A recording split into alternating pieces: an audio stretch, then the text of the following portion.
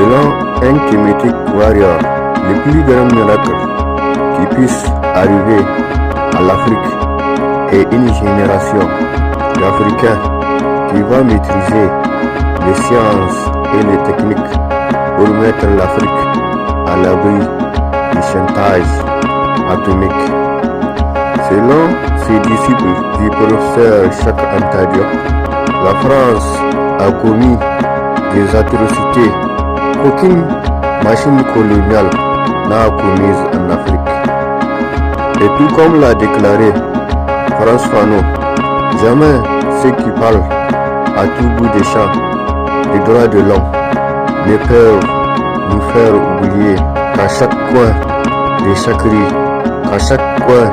de chaque région, qu'à chaque coin de chaque pays, ils traquent l'homme et le tuent comme un animal. Et même si, durant la conquête d'Algérie, la France a commis des atrocités d'une cruauté sans mesure, une atrocité qui a épouvanté l'Europe colonialiste d'alors, une atrocité unique et cinglante selon un noble journaliste français, une atrocité unique et sanglante sanctifiée par le maréchal Thomas Duchamp, un assassin selon le noble journaliste français qui a décrit avec soin les atrocités commises par la machine coloniale française durant la conquête d'Algérie, une atrocité unique et sanctifiée durant 27 longues années consécutives. Même si après la conquête,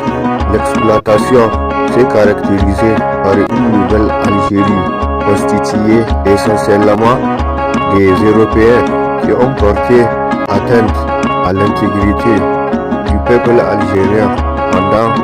130 ans. Les étrangers qui ont orchestré la déscolarisation de la jeunesse algérienne durant un siècle. Et grâce à ces journalistes, nous avons appris que, tout comme les Américains durant la guerre du Vietnam, la France a aussi bombardé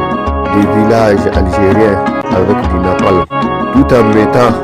des résistants dans des avions pour les jeter dans l'océan. Même si selon une journaliste sponsorisée par la machine coloniale française, le combat de Sékou Touré se limite